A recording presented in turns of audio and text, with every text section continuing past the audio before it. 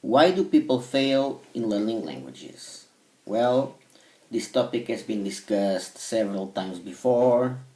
I know a lot of people have discussed it before, but in this video I'm gonna talk about my own personal experience because I don't know exactly what people have been discussing when they talk about failing in learning languages.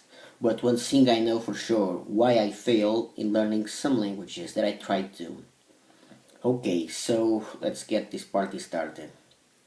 Well, I failed in learning, for instance, Turkish. I guess it was more like around 3 years now that I first tried to study Turkish, but I didn't know how to study. So I believe that one of the reasons, maybe one of the main reasons why people fail in studying languages is because they don't know how to study languages, or they don't know how to study a specific language. So when I started learning Turkish, I found it very hard. I found it very hard, so I dropped it. Then I kind of started studying again and dropped it, and then several months without studying. So I'm a beginner, I'm yet a very beginner, and now I had to start from the scratch with the same teach yourself beginners Turkish that I have used. Sorry guys, that I have used to study Turkish. So I found it very hard. It's a completely different language, and so that's why I fail learning Turkish.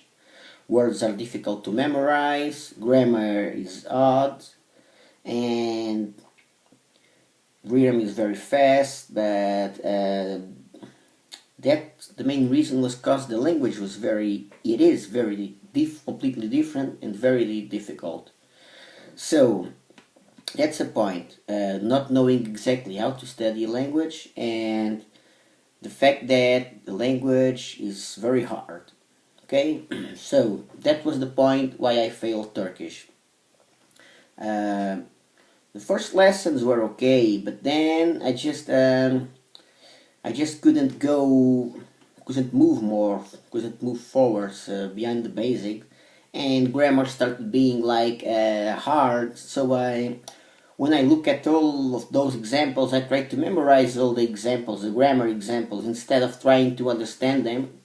I tried to memorize it, and so that's why I failed Turkish. Now I decided to restart Turkish from the scratch. So now I'm studying with Teach Yourself, and some things I'm recalling, and other ones I'm like it's like starting from the scratch again.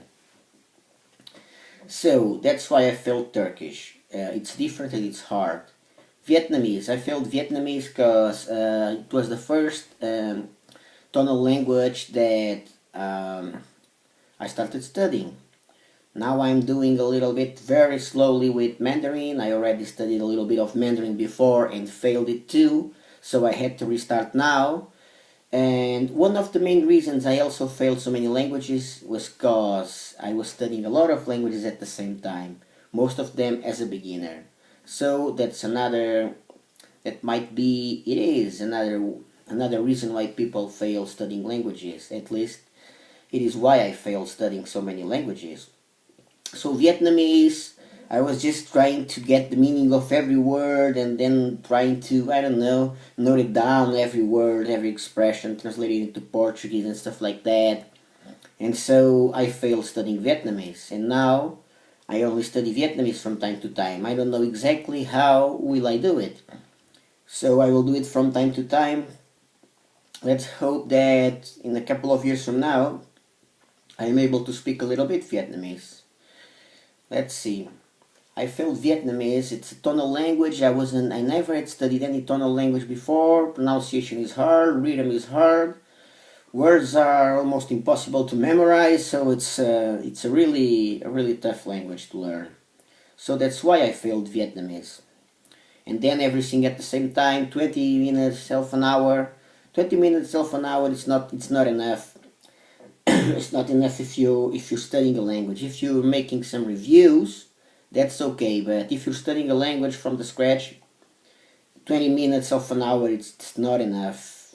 1 hour a day, 5 days a week, or even 45 minutes a day, at least it's okay. But half an hour, half an hour, still gotta get used to pronouncing some English words. Strange, but it happens. And so I realized that's why I failed that language too. I failed to study Swahili because I was doing like half an hour to 5 days a week. I got tired, dialogue started being a little bit complicated, so I changed to another course. I was using living language, then I started using colloquial Swahili. And then a lot of languages at the same time, and I wanted to start more languages. I wanted to study some more languages and more and more and more, and so I realized that that was the main mistake. Studying a lot of languages at the same time.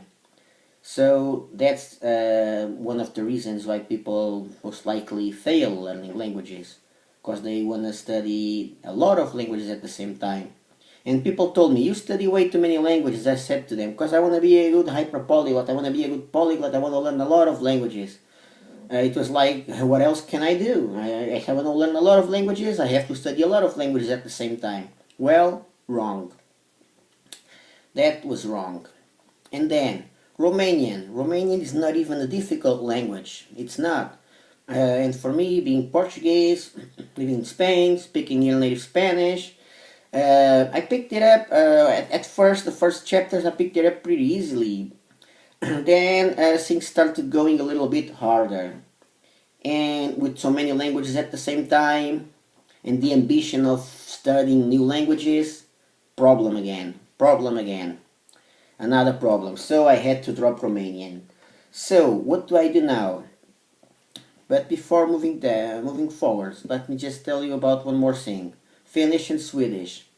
It's been 4 years, man. It's been 4 years, and besides, I took a small introductory course in Finnish before, and I started learning my first words and expressions in Swedish long time ago. So I didn't know how to study. With so many languages, I sacrificed a lot Finnish. I sacrificed a lot Swedish. So now what I do call active languages, I will keep Finnish and Swedish as active languages. Even if I don't study what I intend to, 2 hours of Finnish, 1 hour and a half of Swedish, 5 days a week, I can't sacrifice those languages. So at least 1 hour a day per language, 1 hour of Finnish, 1 hour of Swedish. And then I can move on to, let's say, to focus on other languages. But I also decided to focus on Romanian and Turkish. So I'm doing like 45 minutes per each one. And I will keep on doing this until I have a strong foundation in both languages. Because it's the only way. If I want to learn languages well, I must devote myself more. I must devote myself more. So, if you want to learn a certain amount of languages, choose the ones that you really want to learn better and make them active languages. Arabic and Chinese, I'm still struggling a little bit to see if I can put an hour or if... Because I believe 45 minutes is not enough. I believe that 45 minutes a day for those languages is not enough. But I really would like to start studying Japanese too, so I don't know. But anyways, 45 minutes, it's not that bad. Half an hour for those languages is not enough.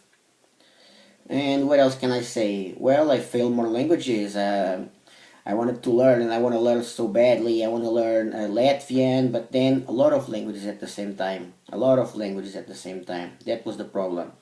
I studied a little bit of Estonian, and there it is. Might teach yourself on chapter 5 or 6. I can barely recall so much about Estonia because I wanted to do a lot of things at the same time. And now I decided to do one thing, start my rotation studies. Now I will just started yesterday, like half an hour or 20 minutes only. Hindi. So I will use 2 or 3 courses for Hindi and then move on to another language. And that's it. So why do people fail learning languages? Basically because people want to do a lot of things at the same time.